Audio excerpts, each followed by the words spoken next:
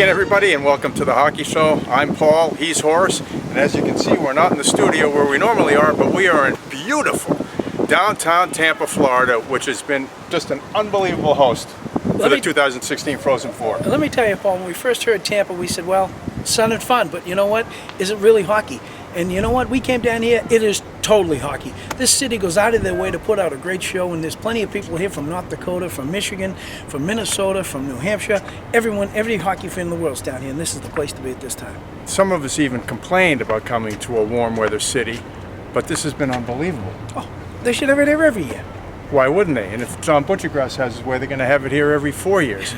But let's talk a bit about how we got to this venture on our odyssey. It started 2 weeks ago yesterday in Worcester, where we saw the reigning champions, Providence, beaten in overtime by the University of Minnesota Duluth. We then saw Boston College beat Yale. BC ended up coming down here, where they lost to the finalists tonight, Quinnipiac. Quinnipiac, this is only the second time they've been in the Frozen Four.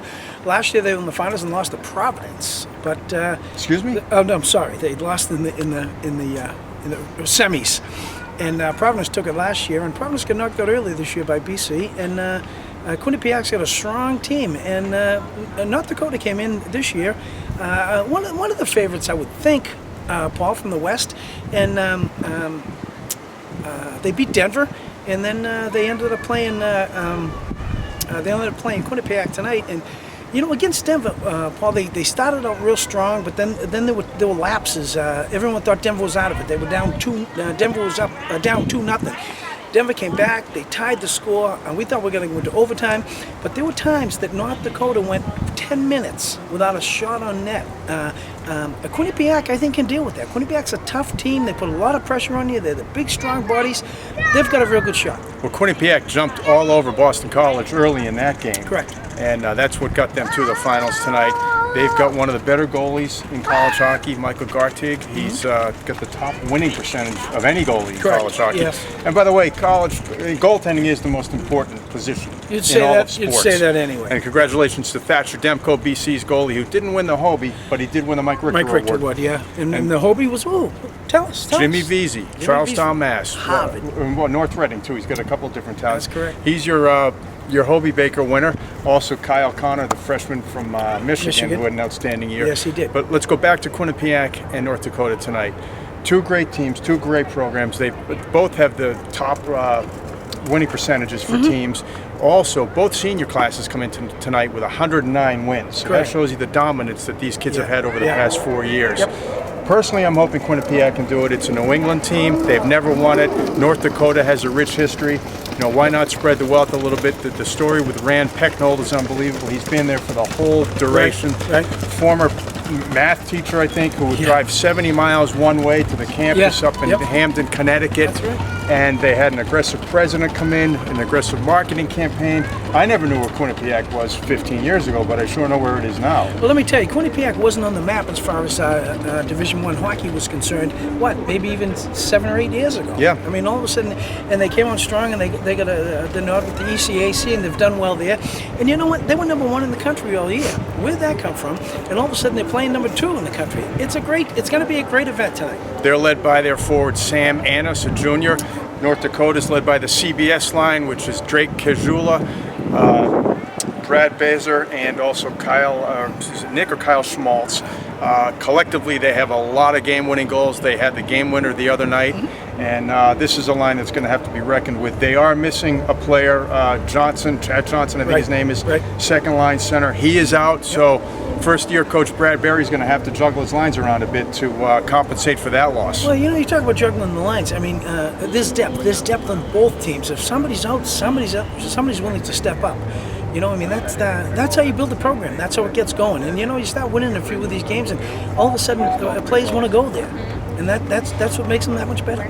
Well, you know, Quinnipiac has been here, knocked on the door against Yale a few years ago. We've seen North Dakota win it when Dave Hackstall was the coach. He, of course, is now with the Flyers. Why is my phone? That's nice. I just left someone a message, and I don't know who it was. Nice. Yeah. Well, nice. I think your phone was talking to you earlier too. It's great. These automated phones. It's nice when they call in during the show. But to go back to Tampa, it's just the atmosphere has been unbelievable. Yeah. I just read something on Twitter from Dave Starman, who's working for ESPN in the studio. He's getting pictures sent to him of people at beaches with hockey jerseys on. So I mean, this whole place, and everywhere you go around here, whether it's on the water and there's beautiful scenery, hockey signs, the Frozen Four, sand sculptures. Yes. There's one Beautiful in our sand hotel, sculptures. which we'll take a look at. There's another one. Unfortunately, some nefarious vandals put their hands and smudged them up. Unfortunately, as the team is dismissed from the Frozen Four, they're eliminated from the sand. That's okay. All right, now you just brought up a word, dismissed. Yes. What team comes to mind in hockey when you say dismissed?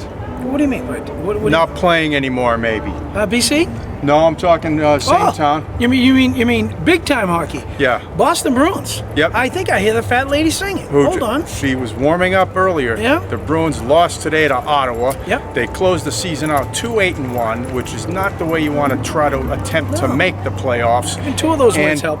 We have a source, Paul Greeley, his name is, his cousin, who was speaking with various people in hockey. And he spoke to an ex-Bruins official who said if they don't make it, Claude's going to bite the bullet because, as he put it, Donnie and Cam want an up-tempo system. Well, you know what? They started that last summer. Defense was Claude's theory for the last 4 years, and they really got him nowhere. And they decided that they wanted up-tempo. They wanted goal scorers. They drafted goal scorers. They're trying to make it interesting, even for the fans, not just for people to go there. Hey, people were going there, and they admitted it was boring hockey. You need guys to put the puck in the net. Nobody wants to go there and see a 1-0 game, all right, with 12 shots on net. That's boring. I mean, it's like, I was going to say it's like a no-hitter, but no-hitter's interesting. You know what I mean? Depending on your perspective. Yeah, but the shutouts just not like that. And, well, how about instead of getting rid of a coach who's successful, maybe you add some younger, skilled defensemen? Because your top 2D are not exactly spring chickens. And I know you're very hard on a certain one whose last name is Chara. Yes. He should have been gone a long time ago. He adds nothing to anything as far as the Bruins offense or defense is concerned. I think in the last 7 or 8 games, McQuaid has played terrible. They get for years they've been saying draft picks, defense. Let's get these guys in. Let's build them up. Let's get them out there. Give them a chance to do what they have to do. And interesting enough, you talk about bringing people in. How many guys in the Frozen Four? Because we are here in beautiful Tampa, sunny Tampa. How many guys have already been eliminated from the tournament and already have signed contracts with NHL teams? Well, the latest one, maybe not, but the latest we heard of Colin White, a freshman out of BC. And you hope he doesn't regret that, right? It's an early age to be signing. To where? Didn't we hear that last night? I thought it was Wood. Colin Wood. You're right, Colin Wood. I'm sorry. It was Wood went. Wood went to the Devils, and Santini also went to the Devils. Okay. This afternoon. So Santini's the latest one. Yeah. So they're moving out. I mean, and you hope that these kids would think that an education is number one. I mean, let's take for example Jimmy Vesey. All right, he goes to the NHL. He's going to do all right. Don't get us wrong. He'll do all right. But if he doesn't, he opens his drawer and he pulls out his Harvard degree. How bad is that? Well, that's as close as we ever got to Harvard last night when we took a look at the Hobie Baker Award from the beautiful Tampa Theater. You can take a look at what we saw right now. We welcome you back to the 2016 presentation of the Hobie Baker Memorial Award.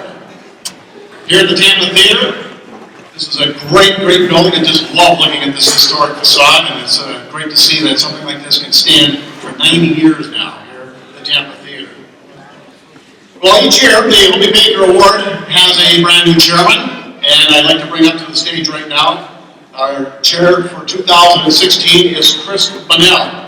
He's done a fantastic job, a lot of long hours over the course of the year in managing the committee to the point where we are right now. Chris will have the distinct honor of announcing our 2016 Hobie Baker recipient. Chris Bunnell.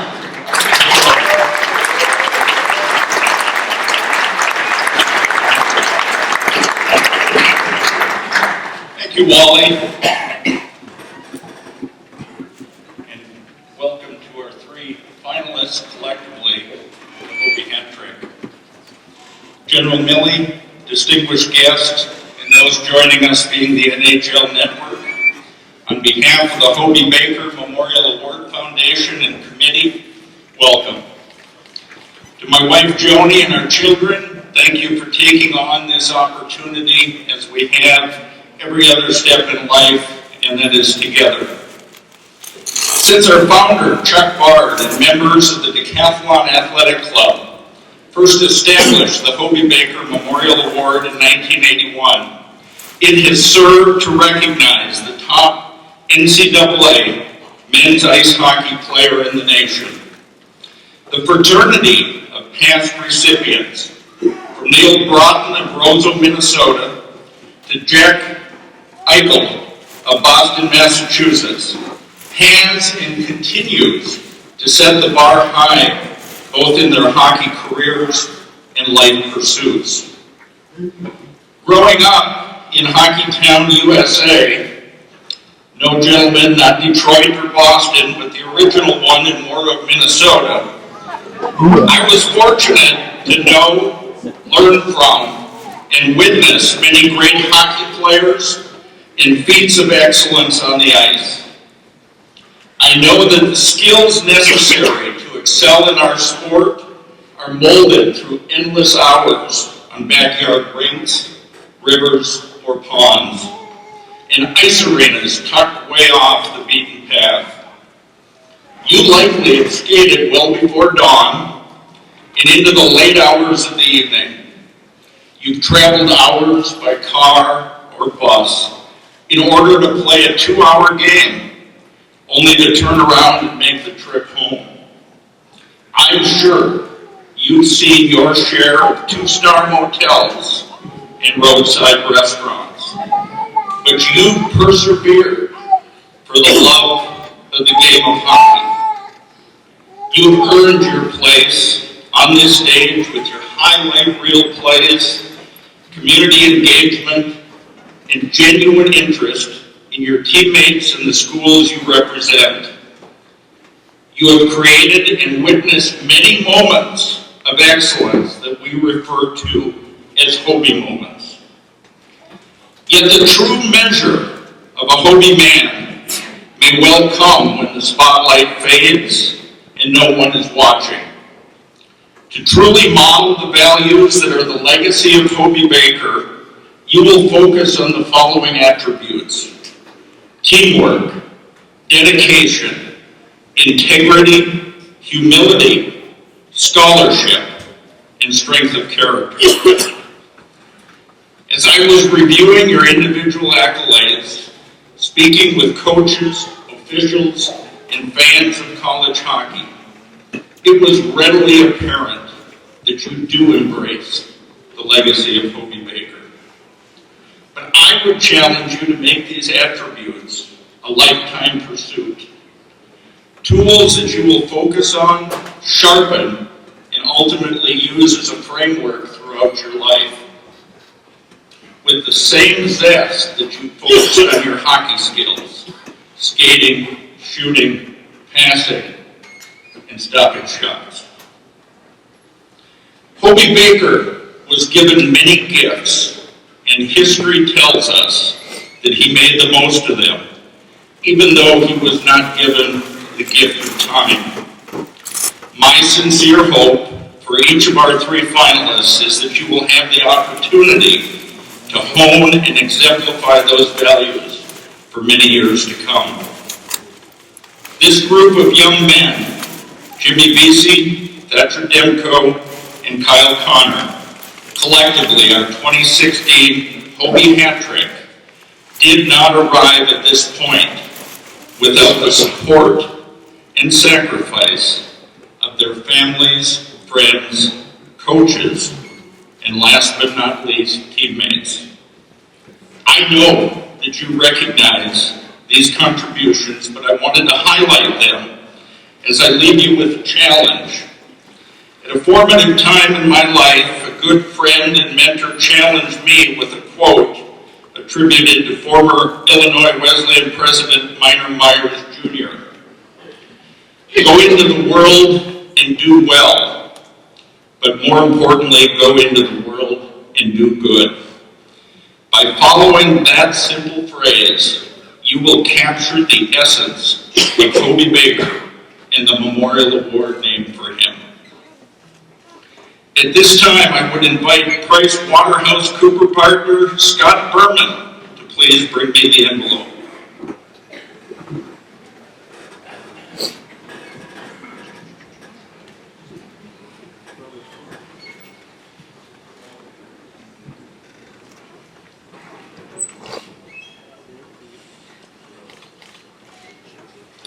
At this time, I would like to present the winner of the 2016 Hobie Baker Memorial Award from Harvard University, Jimmy Veazey.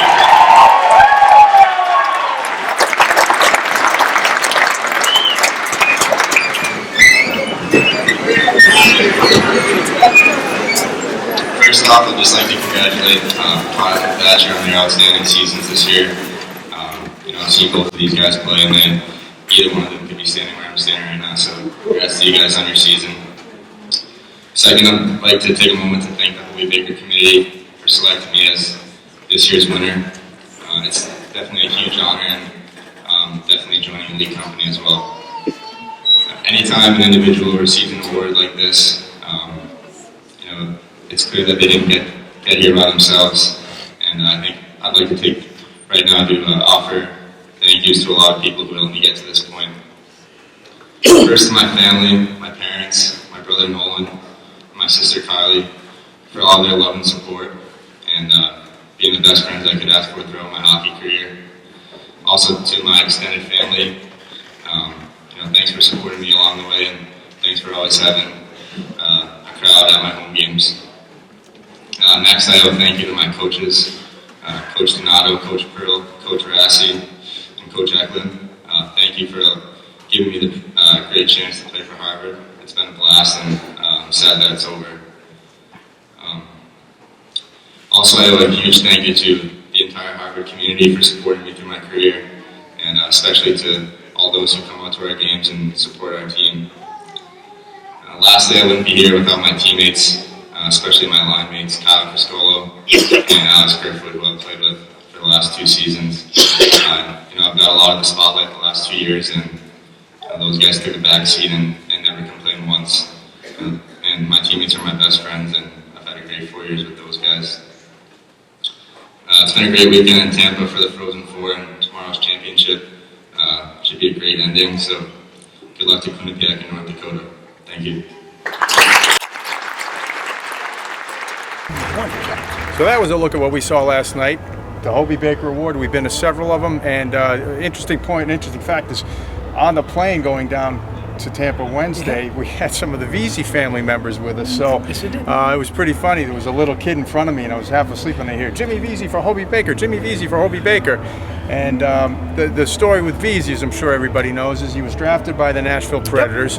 He went through Harvard. He made it clear he wanted to go through Harvard. Then there was a big maelstrom of all kinds of turbulence that he's not going to sign with them. And Nashville said he told them he'd sign. The Veazey camp says they didn't say that, and it's a he said, or they said. It certainly doesn't appear like he's going to sign with them. According to the NHL rules, the way it goes is that they can draft you an 18-year-old, and you've got the option to stay in school or not. If you stay in school for your 4 years, he's actually got till August 15th, yes. 15th, I believe, to decide what he really wants to do. All of a sudden, Nashville didn't want anything to do with him for a while, from what we hear, scuttlebutt down here, and then all of a sudden, oh yeah, we do want him. And what is his father is a scout? A scout for Toronto Maple Leafs. Toronto Maple Leafs. He's talking about the hometown Boston Bruins. His father, by the way, won the Hobie Baker for Division II, 3 players when he was a Merrimack user with Jim Veazey Sr. But an interesting point on him, he only played 20-something games in the NHL, contrary to what popular belief might be. Okay. So he's playing his option. He's saying, you know what, these are part of the rules. But the teams in the league don't like that's part of the rules. But player representatives say, hey, this is this, and this, his option is he doesn't have to sign. And if he doesn't sign, he's a free agent. He can go to anybody he wants. And he's looking at those 2 teams right now. But hey, anybody can step up and take it. So it'll be interesting to see what happens. Now, we had Chris Nyland on last year, and he told us Jim Veazey's his best friend. Yep. And Nyland has his own radio show in Montreal, and he was very vocal about the fact how the Predators wooed Seth Jones to come play for the the Predators, come sign with us, play with us. They draft him. Then what do? They ship his butt out of town. So, you know what? It's a two-way street, and it's not so much a sport anymore. It's a business. And kids don't take that. I don't know if they're intimidated to the fact where they say, okay, yeah, we want to sign, we need to be a professional. Because we get a couple of kids from BC who are freshmen, who are bailing out. They want to join the NHL. And we've heard from very good sources that we hope he doesn't regret his decision, meaning the freshmen that are leaving. They get 3 more years of eligibility. They should use it. Yeah, they're getting old. We don't know what the ages are, but prime time in the NHL is between 24 and 27. The problem is these kids get out of school and prep school, and by the time and then they get redshirted, and by the time they're playing, they're 21, 22 in their sophomore years. You know, they got to get out and do it, but. You have to always fall back on that education, and there's no reason why they just don't stay in and do it. Now, to speak further about VZ, his father is a scout with Toronto. There's been a lot of talk that it'll either be the Maple Leafs or the Bruins he signs with. VZ told Kevin Paul Dupont of the Boston Globe yesterday, he said, I have 29 teams I can pick from. So I would think. I wonder what the omission was. I think Nashville's out. Yeah. But you know what, Paul, we were talking to the people on the VZ's relatives on the plane on the way down, and we had heard that he's getting death threats from people in Nashville saying, you know, you should be here. What are you doing? Exactly. He's a kid, and he's a good kid from what we understand. Yeah, and he's got options that are in place that he can use. But people get pissed off that he has to use them, but that's the way it is. And what did I tell you last night when we heard him accepting the award and thanking everybody? I said, this kid gets it. Yeah, he did. He's a bright kid, and the other two kids are great kids too. Thatcher Demko, the goalie at BC, who may or may not be back, and also Kyle Connor, a freshman at Michigan. He's a freshman, yeah. Who may or may not be back. Yeah. You don't know these days. Well, look at Eichel. He was a freshman. He went out, which is a shame because Connor had pretty much the same numbers as Eichel did, and Eichel walks away with the Hobie. Well, you know, there's something to be said, though, for loyalty. You know, VZ stayed for 4 years at Harvard. Oh, yeah. I agree with that. How many years did you stay at Harvard?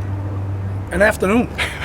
That was as close to Harvard as I ever got last night. And I saw Ted Donato, VZ's coach, in our lobby. So you were there for 2 I years shook his hand and congratulated him. So, yeah, as close to Harvard as I ever got. But for those of you who don't know who Hobie Baker is, you know, look him up because every year we see great story. It's just, you talk about American heroes. Yes. So this guy was a tremendous athlete, two-sport athlete, and he died serving this country. He was a tremendous soldier. He's a hero. So now, let's go back to the Bruins. Why? I'm having such a good time in Tampa. Exactly, but we have to talk about our beloved Bruins. They're hanging on by a thread with their playoff hopes. We know Philly has an extra game due to losing a game in a snowstorm. Right. I just don't see. You know what? Although, if Rask got hot, if he's healthy, he could carry them. He was out ill today. Yep. But you know, where's this team going? Nowhere. Well, how about next year? Who's the coach? Who knows? What are the changes? Okay. Well, who do you get to replace Claude Julien? That's a good question. I don't have that answer. Somebody mentioned Mike Milbury coming back. That'd be interesting, wouldn't it? That's been discussed, but you know what? Sometimes leaving the broadcast booth and going back into hockey doesn't always work. The rink behind us, someone tried that a few years ago, Barry Melrose. Yep. It didn't work. As they say, sometimes the game might pass you by, the game changes and evolves. Yeah, right. You know, Milbury's got a pretty good gig going with NBC. Why would he go? They have to throw a bucket of money in. And it's a little bit different coaching the Boston Bruins instead of coaching the Bach under-16 Blazers, which he's been running for a while. So that's true. I don't know. You know, there's talk college coaches could be the next wave of NHL coaches, and so far, Dave Hackstall's done well with the Flyers. They're saying maybe Norm Bazine with UMass Lowell could be the next one to sign with the NHL. Yeah, there's a good pick. Yeah. And someone even brought up Nate Lehman, Providence College. Yeah. But, I think Lehman likes what he's got going there. I think Lehman likes what he's got going there. He made it this year and he got knocked out. He won it last year. He's got some good kids coming back in. He's got a strong team back again. I don't think he'd be going anywhere in the near future. He also just lost his goalie, though. Nick Ellis turned pro, so this means the reins will probably be turned over to Hayden Hockey. H-A-W-K-E-Y. Yeah. And a lot of their guys, seniors, have turned pro. Kevin Rooney just had a 3-point night for the Devils farm team. Of course, he's Steve Rooney's nephew. Steve played for Providence College, then won a Stanley Cup with Montreal. Yes, he did. And the Rooney family's pretty well known in Canton. But, you know, it's been a wonderful weekend down here. You know, I'm glad we came. I was hoping to be a cold weather city like we've seen in Minnesota or when it snowed in Denver, but there's nothing wrong with this. I know you've been spending a lot of time at the pool ogling girls a third your age. Excuse me. If that's how you want to spend your afternoons, that's up to you. Excuse me, if I'm sitting on a lounge chair and they happen to be walking by, there's nothing I can do about it. And can you tell us what just happened with that water rescue you were a part of? Because Well, we have video. Well, a girl jumped in the water. Why? Was it a suicide attempt? Was she a BC fan? I don't have that answer, but she couldn't get back up on the thing, and there was 2 guys over there trying to help her out, and to no avail. So I went over there, ripped my shirt off, had my big S on my chest, and You didn't do that because, as I said, we have video proof. all right. The S was under my shirt, and I pulled her up out of the water with the help of 2 other participants. Now, when I wanted to go swimming in the bay the other day, Yeah. you saved me, didn't you? Yes, you showed me a sign. I did say, but in a different story. There was a sign there that said, "Beware of alligators." I don't know why this girl would be in the water here.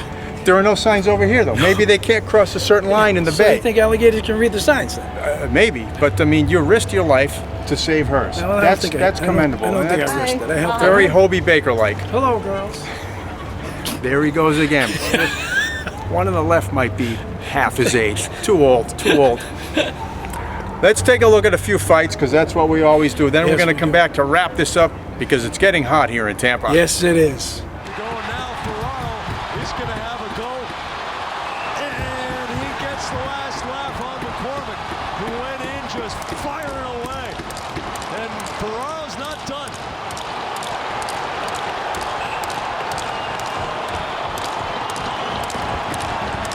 It's a one-sided game. There's less than 5 minutes to go.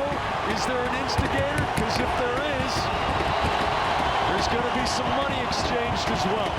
New Jersey, just about 8 miles from Madison Square Garden. And then they go back-to-back, New Jersey and Ottawa.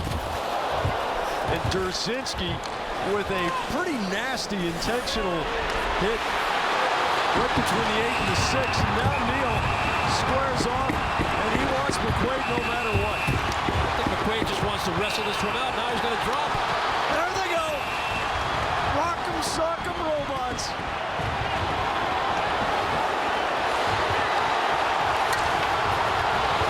And we got one going in the corner. Ronaldo just pummeling Durzinski, who is one of the most famous fight losers in the NHL. Durzinski nearly truncated his entire career by mistakenly taking on Fraser McLaren, looking for the toughest guy in the bar, and just about getting punched out of a hockey career. Well, he's the one that went and tried to make the big hit on Miller behind the net here in the final 30 seconds. Here's Jimmy Hayes and Borowiecki, and we got a line dance potential here. Yeah, that's what Cameron's trying to do. You know, he's got his guys on the ice here at the end of the game because it's been a little out of control. You mentioned it, Jack. The later we got, the deeper we got, the bigger the lead got, the chippier it got. Dave Cameron wants these guys on the ice here, you know, message sending time or however you want to look at it. That's what we got. But he finally had a drop because there was really no choice. It's fun in there, isn't it? Face rake.